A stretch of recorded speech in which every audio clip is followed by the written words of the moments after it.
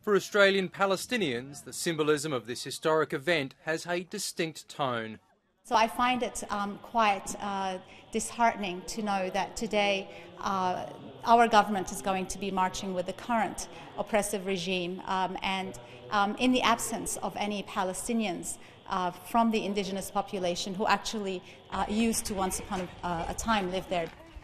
I think this current Australian government has not shown any Palestinians any signs of hope in that they have not come out and done anything to hold Israel to account for its violations of international law. Sama Sabawi's views seem to be striking a chord among Australian voters, a development Australia's peak Jewish group is well aware of. There's clearly more people, more voters in Australia who are inherently sympathetic to the Palestinian cause than there used to be, and I think that has an impact. Former Labor leaders are calling for a Palestinian state to be recognised. The majority of state Labor branches have followed suit.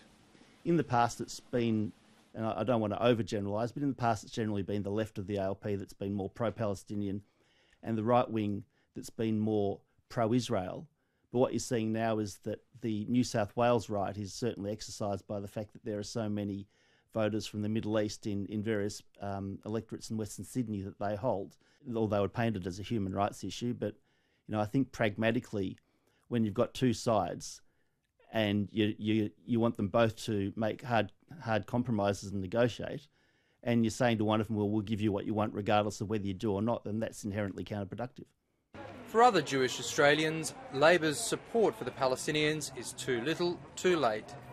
If recognising a Palestinian state would have been good 10, 20 years ago, the ship has sailed, I would argue. That ship has sailed a long time ago. If Shorten wins an election 2018, 2019, whenever it may be, and declares, or the Labor Party declares a Palestinian state, what does that even mean? Led by whom? Led by Mahmoud Abbas, who is a corrupt old fool? I mean, who are we going to be dealing with here? This to me misses the point. It's an important start, and bravo to the Labor Party for doing it. But it doesn't really match with reality on the ground over there anymore, sadly. The Turnbull government's support for Israel is strong.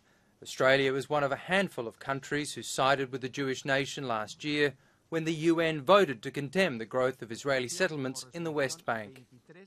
I've just been living in East Jerusalem for the last year and a half, spending time in Israel, the West Bank and Gaza. And having been visiting there for the last 15 years, things have never been worse. The occupation is now permanent. Israel is now proudly occupying Palestinian land indefinitely. Just last week, the UN Special Rapporteur for the Palestinians made a similar statement about Israel's 50-year occupation. The diminished Palestinian economy and the shrunken space for Palestinian daily life and the systematic violations of human rights of the Palestinian people all indicate that Israel has violated these foundational principles. Well, it's actually just another example of the UN bias against Israel.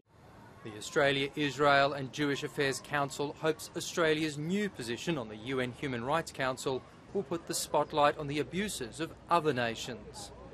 I hope that Australia will encourage the Human Rights Council to do what it's actually meant to do, which is focus on human rights abuses right throughout the world that it's currently been ignoring. Australia's also entered into a memorandum of understanding to increase defence industry ties with Israel on this visit.